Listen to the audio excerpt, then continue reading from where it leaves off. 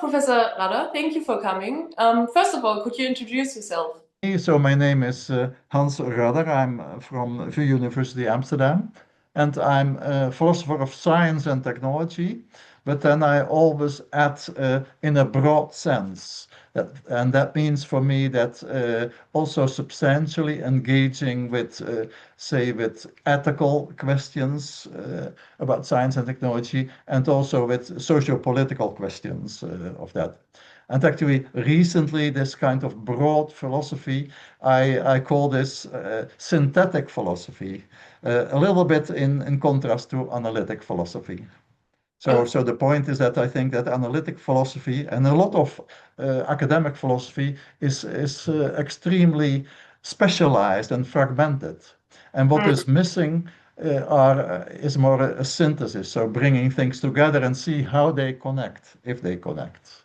Yeah, today we will talk about the question whether scientific knowledge should be a common good.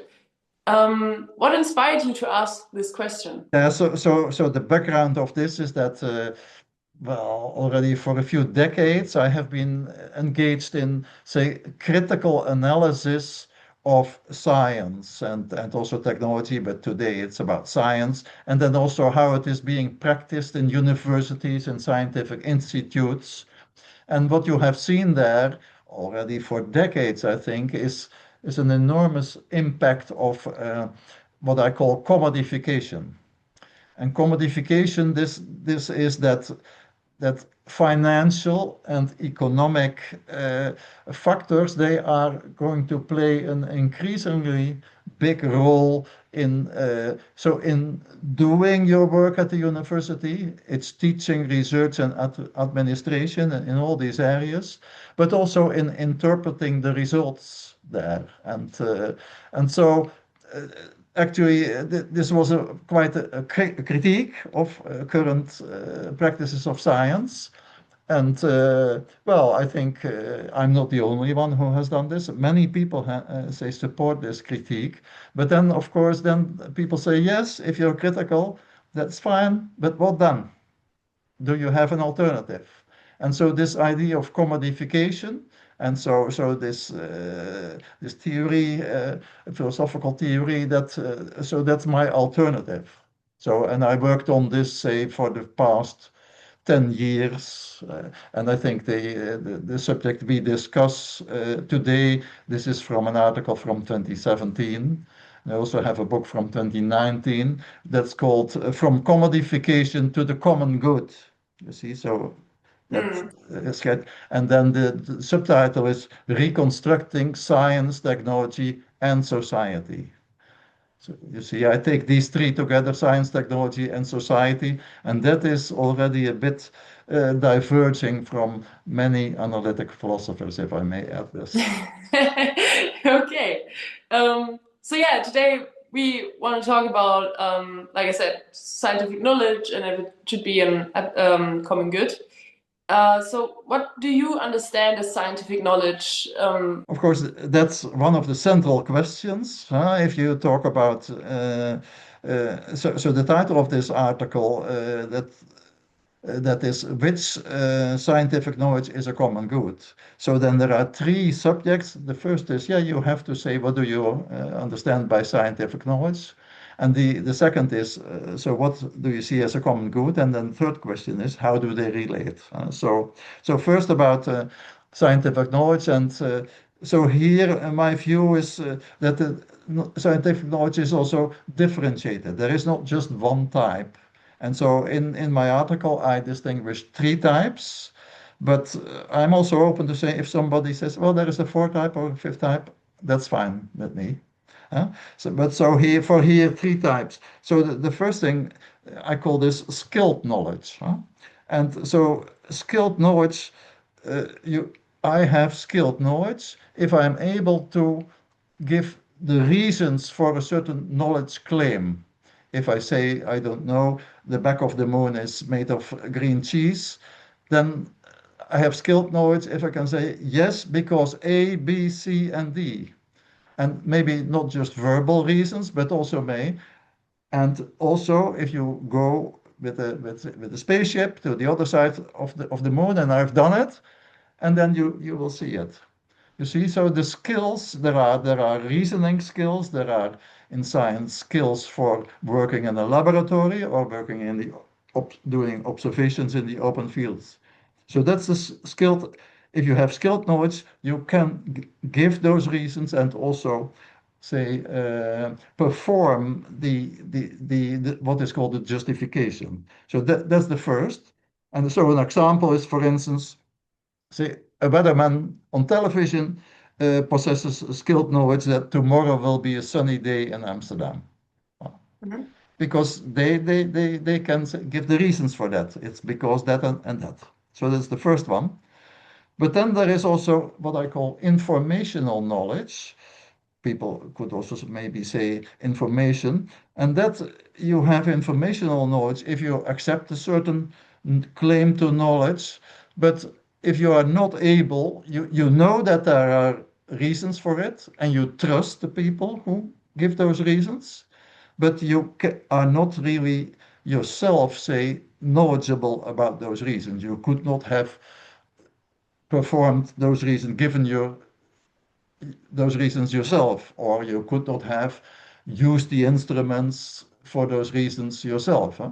For instance, just for myself, I think if I look at television tonight and I can have informational knowledge that tomorrow will be a sunny day in Amsterdam. And that is quite different because, okay, now let me say that first, go to the third, that is know-how. And know-how is quite different from the first two, the skilled and informational knowledge. So know-how is you know how to do something or how to make something. Say, for instance, making an instrument in a laboratory that you're going to use for your science. How to do something. The weatherman, for instance, has the know-how to say to use, say, complicated mathematical or computer calculations for predicting the weather. Huh? And so that know-how is different. And you can say that these first two examples of knowledge, they are about knowledge that. Knowledge Mhm. that something is the case. So knowledge that it will be a sunny day tomorrow in Amsterdam. Mhm. And but know-how is not about knowledge that. Know-how is about doing something, demonstrating and showing that you can do it. Huh? So that's quite different. And so an important point about this is that I think for everybody it holds that the large majority of what we know is informational knowledge. That Mhm. means a lot of what we know, a lot of what we know depends on others and depends on our trust of others.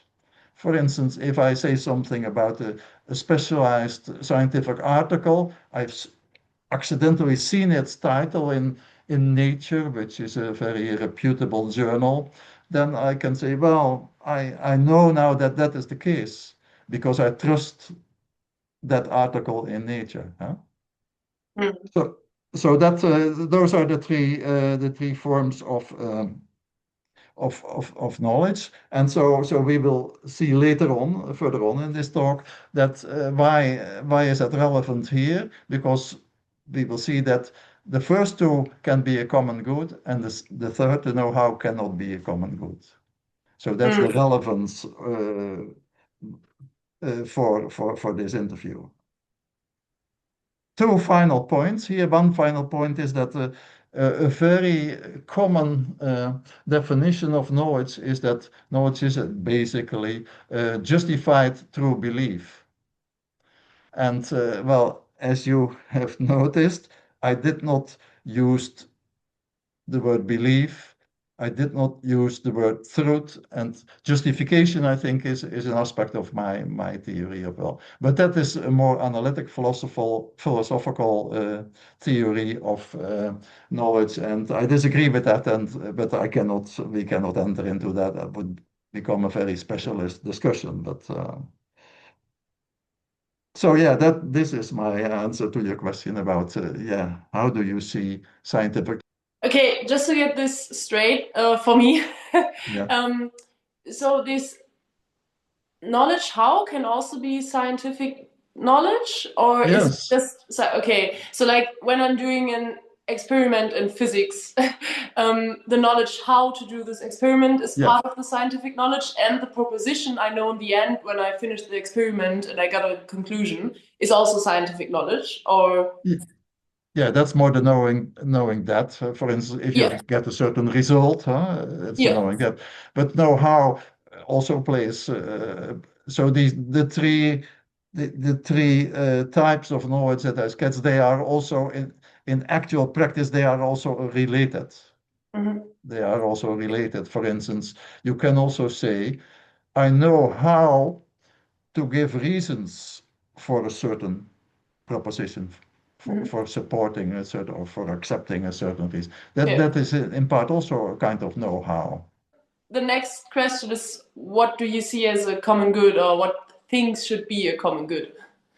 Yeah, well, that is similarly, say, a complex issue, Yeah. and there are various views, and we can only discuss a few of it. So, in my work, I started with the views of economists, because they have said things about it that are on the one hand that are okay, on the other hand a bit problematic. And so, well, for a start, economists they talk about public goods, so not common goods but public goods, but it's more or less in the same direction.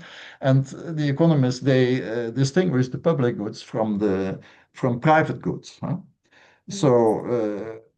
The private good can be owned privately, and it can be traded on a market, and it can be that can be sold and bought and so on. Huh? For instance, so if you have a fruit farmer and he grows apples, then okay, the apples are his private good, and so the fruit farmer can offer the apples to the market, and they can be then sold for a certain price. Huh? But now, so they are private goods. But now, scientific knowledge, and that is quite a different thing. Huh? So, yeah, there are all kinds of say subtleties philosophically that the knowledge is expressed in propositions and what they are and so. But so let us leave that out. So the economic view is that no, scientific knowledge is a public good. And then they have two concepts that they use that are not so, are a little bit difficult maybe. But the first is they say public goods, they are non-excludable. That means that actually uh, it's freely available to everyone who wants to use scientific knowledge. You can go to a library and look at a book about or a journal article and read it and maybe do things with it. And then it means that it cannot be sold to you because it's freely available. So it has no price. Huh? So that means it's non-excludable. There is not a specific market. And the second that is also very important, and it's quite a subtle thing, the economists also say public goods, they are non-rival. And that means that an item of, say, of scientific knowledge, that is not consumed. For instance, I had the example, it's very simple, of course. Tomorrow it will be a sunny day in Amsterdam. Uh, okay, I, I have said phrase this. Now I tell you, but say that knowledge is not diminished because I have told you. While if I was that farmer with apples and I gave you one apple and you ate it, then Mm. there would be less. And you see, and that means that say so scientific knowledge there is no scarcity in it, and therefore economists thought, yeah, so then it's not a private good, it's a public good. So that is the say the views of the economists. But so from my perspective, this is this is the start of this account. So because I say the non-rivalry, that's okay, I agree with that. We will come back to that. But the non-excludability, that is not correct. And also other people have criticized it recently, but already for decades. Science has been studied in detail, and there has been a focus on scientific practices. For instance, on the role of difficult theories, of complex mathematical calculations, of highly skilled observations and laboratory experiments that are really very difficult to perform. And also, not everybody has these instruments to do those experiments. And Mm, so scientific knowledge is is not non-excludable because the people are excluded who do not have the skills, who do not have the instruments. They cost a lot of money. If you think about a very famous one is in Switzerland, the CERN microscopes and the CERN telescopes, they cost millions and even billions. Huh? So mm, okay, that non-excludability, that is not okay. And then is of course the question, yeah, what then? Huh? And so then I go to my own view, and now I switch a bit in terminology from public good to common good again to avoid, say, confusion with the economic approach. Huh? And so my view of the common good is more socio-political and moral view, not primarily economic, not primarily. And there are two basic features. So the first is the question how to interpret a common good. If you have a specific common good, and I will give examples. So what does it mean? What do you mean with that? And so underlying this is quite a complicated theory. And so I think it's better if I just give some examples. So for instance, people would say, and many people may say, promoting full employment is a common good. For instance, that everybody has a job or may have a job. And so then the question is, what do you mean with this full employment? Well, full employment means that you do labor. And then the question is, what do you mean by labor? And now we get, for instance, an economic view says labor is paid labor. This is the standard idea in economic theories of employment and of labor. But I think this is too limited. So in this case, so if promoting full employment would be a common good, then it should not be limited by a very specific viewpoints, for instance, the economic viewpoint. And here there is also an alternative because the problem is this view excludes domestic labor. And this view does not acknowledge, say, the contribution to domestic labor to the economy. And not accidentally, this domestic labor is very often done by women. You see, and in that sense, so starting with this, it's not common to all. There is mm, a group of people who are excluded because they choose this. You see, so and so okay, I will say, of course, yeah, a real common good should go beyond that, so not dependent on very specific unlimited interests. So that's the first, and then the first aspect. There are two aspects of this, my idea of common good. So many people will also think that a policy of abolishing or reducing poverty is also a common good. Maybe so just assume this and see what it means. Then again, also, what does it mean, abolishing or reducing poverty? Well, in a lot of cases, it is limited to one nation, to one country. And then the question is that then a common good? I would say not automatically, because it may well be the case that reducing poverty in country A leads to substantial increase of poverty in countries B, C, D, and so on. And in other words, then also reducing this poverty is not common. So it's not common, it's restricted. No.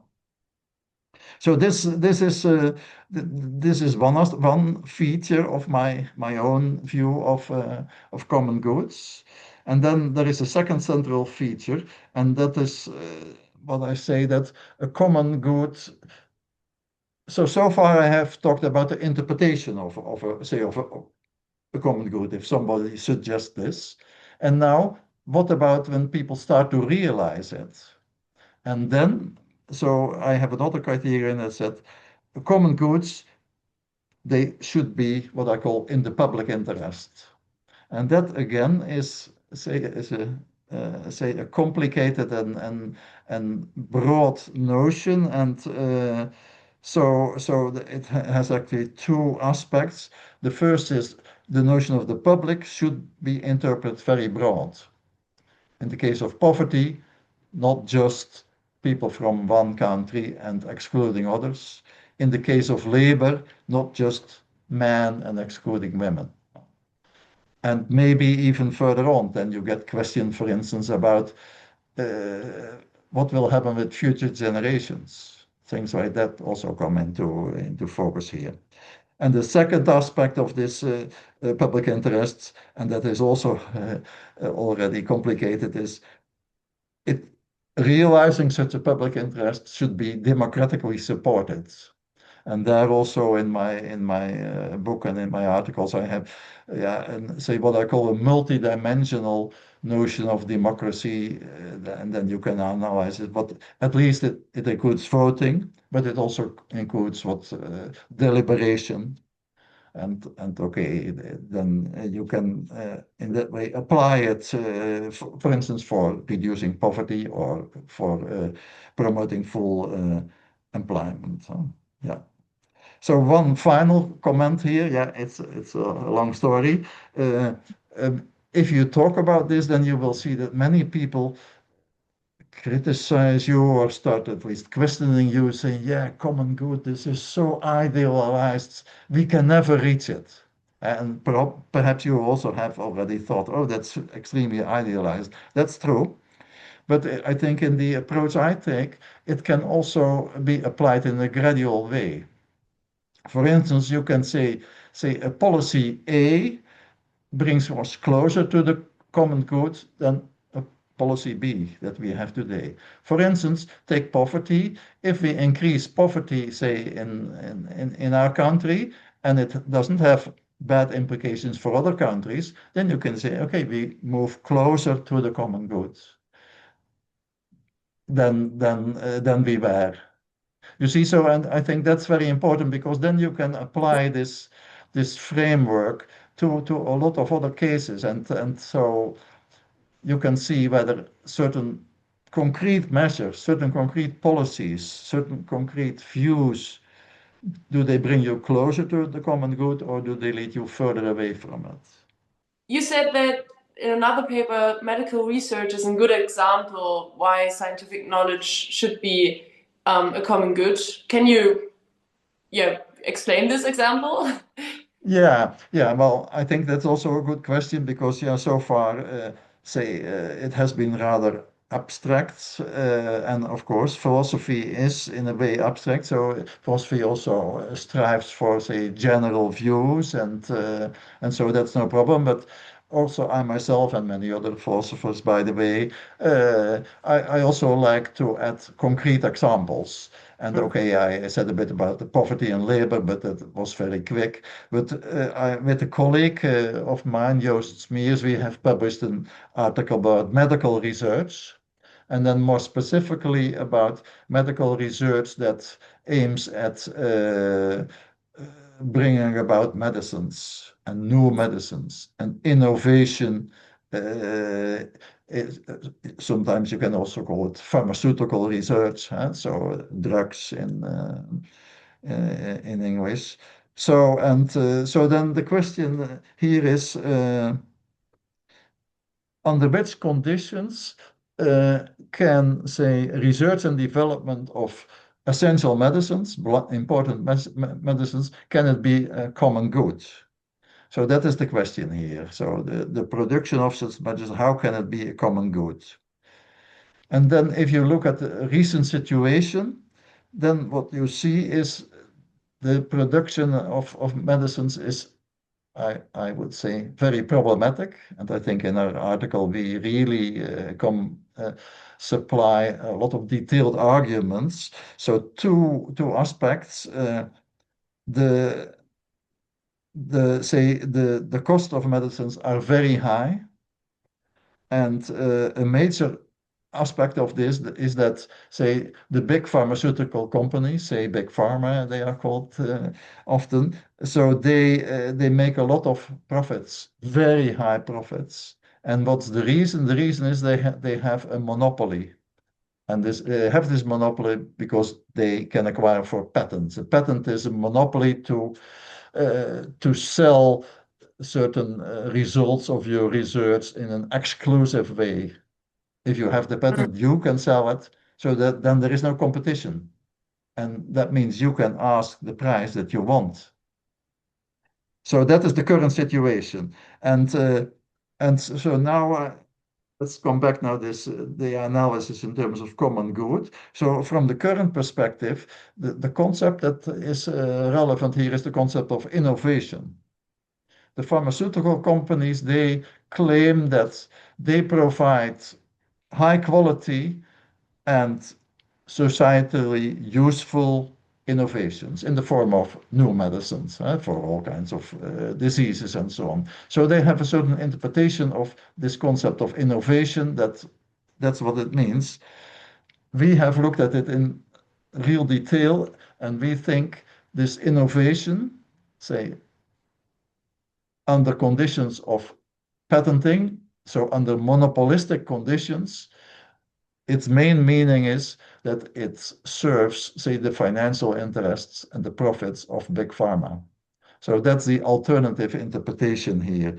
And so that means certainly, say, in this aspect, so the current production of medicines cannot count as a public good.